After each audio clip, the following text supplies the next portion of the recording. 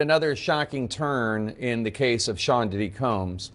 Prosecutors, as you know, say that the music mogul committed some unspeakable acts. And now they're saying that he's engaging in witness tampering from behind bars. How do they know that? Well, through evidence that Diddy's attorneys say the feds should never have been able to obtain. They are accusing federal prosecutors of what they call outrageous misconduct. Personal notes that allegedly contain attorney-client defense strategies were seized from Diddy's New York jail cell. Combs' legal team calls that search a violation of his constitutional rights, and they're demanding an evidentiary hearing. Not so fast, though. Prosecutors defend the seizure. They say the notes were obtained during a nationwide, pre-planned sweep of multiple prison facilities. They claim the notes were reviewed by a filter team, someone not involved in the case, to remove privileged materials before they were turned over to prosecutors. Now, prosecutors are arguing the notes that they got contain evidence that Diddy may have tried to influence witnesses, alleging that he paid a witness after making a public statement. Diddy's team strongly denies these allegations. This development comes as Diddy, who has pleaded not guilty to sex trafficking, racketeering, and related charges, is set to appear in court Friday. This would be his third attempt to be released on bond. The case is now raising serious questions about due process and pretrial detainee rights. To clear up some of these questions for us, Joey Jackson, criminal defense attorney and CNN legal analyst. Joey, just to remind everybody, allegations are is not a conviction, and Diddy is presumed innocent until proven guilty. But the big question here is it legal for the prosecutors to seize personal notes from a pre-trial detainee, even if a filter team has gone through them and taken out anything privileged? And also explain what a filter team is first, if you could. Yeah, so Jake, this discussion, no matter whether you love Diddy, don't like him, think he's guilty, think he's not guilty, that's not the issue. The issue is the propriety of the conduct of the government as alleged. Everyone is entitled to a fair trial. Now, the first question comes, well, should the government have been searching his cell?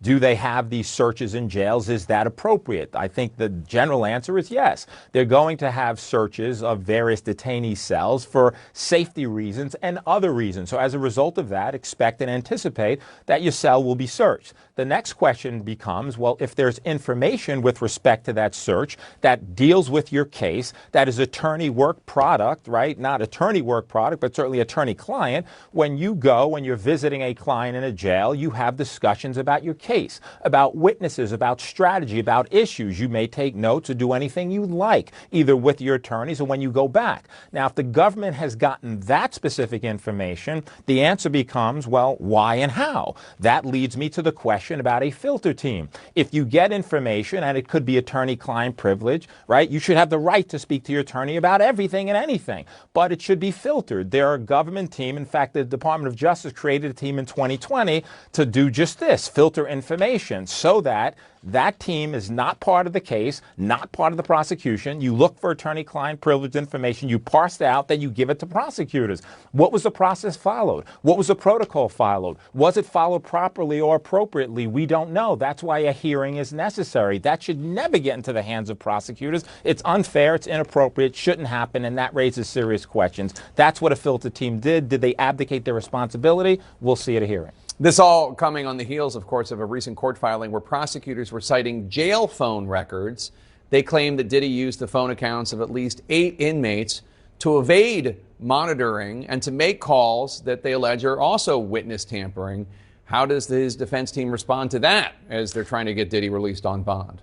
Listen, that's a question of fact, and either the government has the goods on that and he was attempting to do it or not. That's an allegation. That's something else that could be addressed at a hearing or not addressed. But I think the main and core question is, if you have materials that's prepared with your defense lawyers, how do prosecutors get that? Should prosecutors have gotten that? Should the defense team have been given notice to object to that prior to it being given to prosecutors? And so again, no matter what you believe in as guilt, we have to have a process where people believe in their government, and their government's not going to overreach. And I think there's a critical question here that'll be determined not by me, but at a hearing as to whether or not those protocols were followed, whether the search team or filter team followed the appropriate steps and parsed out the information that they should have. All right, Joey Jackson, thanks so much. Appreciate it.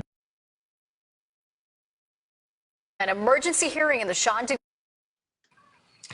So there you go. So Diddy, he's in the jail waiting for trial for next year, and lo and behold, that even though he's inside, allegedly he shot her, when it comes to witnesses, try to get him to hush hush somehow, some way, doing his methods and everything. So that's this is something. So if this is true, that this definitely they're definitely gonna bring it to his trial for sure, for sure. So go ahead, Hakeem. What's your take on Diddy try to hush hush, allegedly try to hush hush his witnesses when it comes to the trial coming next year? It couldn't happen to a better person. I love it, man. When you do evil out here and you've been doing wrong to people, it's gonna come back. It's gonna come back. Plus, you're trying to double dutch and get yourself out of there. Sometimes money can't even buy your freedom. This is why it's always good to stay righteous. R.I.P. to Black Rob, R.I.P. to Biggie, R.I.P. to Craig Mack. Not Craig Matt. Y'all still don't see the comparison between Diddy and the guy from Empire, Lucius? Yeah, yeah, It's yeah. the It's the same. same. Is it crazy? Like the same comparison. That Lucius, I remember one time when he went to jail, he was controlling the jail, he was controlling everybody, all the inmates, telling them all the. And P. Diddy do the same thing. I think what happened was P. Diddy watched the show and he took notes, and now he's using it in real life. No, but I kept telling you guys, and I know it's hard for me to believe. I see P. Diddy getting out. I see him getting out. Go ahead, Hakeem. I can agree with you on that. Even Shicey Bun said she like Diddy's gonna get out. It's going out. Sad. I'm telling you, Diddy. I see Diddy coming out of this. I see him being it. He's gonna be the one of the few people that beat the fair case. But I see him doing it. I think right now he's playing the game. He's doing whatever he got to do. He's being a narcissist. That's what narcissistic people do. He's gonna find a way. He's gonna manipulate the whole situation, and then he will come out. And not only that, supposedly they say he's using his kids. Allegedly, he's using his kids to make him seem like he's a good guy. He's a family guy. Like he can't do no harm. Exactly. He's playing the game. Oh man. Go ahead, Jordan. He's playing the game, man. Um, I'm gonna say this. I guess the stuff you do on the outside, and what you did in the past, what maybe 2 to 3 decades or so, that when it comes to you, Diddy, that wherever you did, I mean, the charges that you got, then you went federal prison in New York and everything, and now you're still trying to get all these witnesses to hush hush for the trial con, so it could turn on you. So can it work? It could work. I'm not saying it can't work, but I think it can work. If he still continues with his methods and everything, but it just depends on or if the feds, which I think they will lead, they'll pull it to the trial that he's doing this, and maybe add another count of what he's trying to do and everything. But um, what Diddy's doing right now, he's still when it comes to witnesses, he's trying to sway them as much as we can. I believe Diddy do have some type of money to try to hush hush, try to pay these people so they so when it comes to the trial, people that testify against him, they might not tell the whole, well, not tell the whole truth, but may not remember what happened and everything, and which it can work. It can work because Diddy, he still has some money. So um but yeah, but it just shows that that Diddy is trying his best. Um, of him, I would say not him, not to be not guilty, but him trying to get the best plea deal as possible.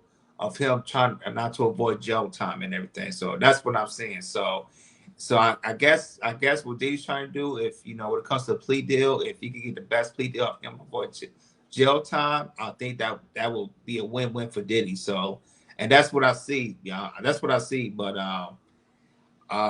yeah, like I said, this like I said, I think Diddy is going to continue to do this. It's definitely gonna comes out. I think a lot of things gonna come out for Diddy will come present before the trial, for the trial start early next year. So But what's Diddy doing right now? It's just like, oh, he's really trying his best to avoid jail time. That's what I'm seeing, and it could work.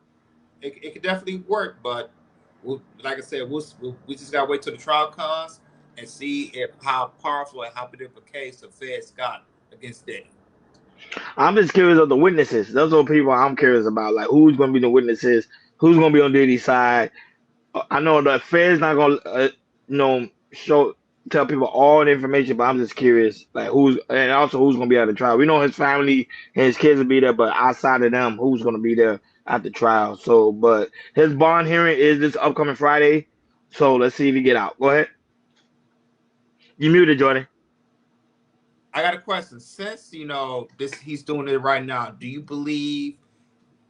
It might not be TMZ. Maybe CNN. Somebody. Do you feel like in the next couple weeks or month from now that we might see alleged freak off tape from Diddy before the trial Probably, starts?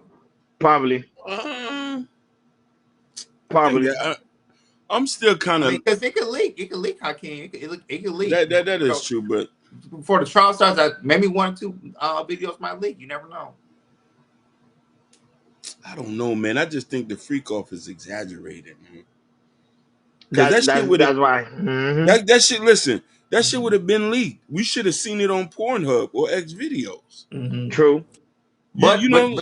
But the value of it, Hakeem, you know how big of this case is because the sex tape can make serious money as we speak. It's very valuable right now. Yeah. So you know what I'm saying. So if somebody might purchase the tapes because there are tapes out there now.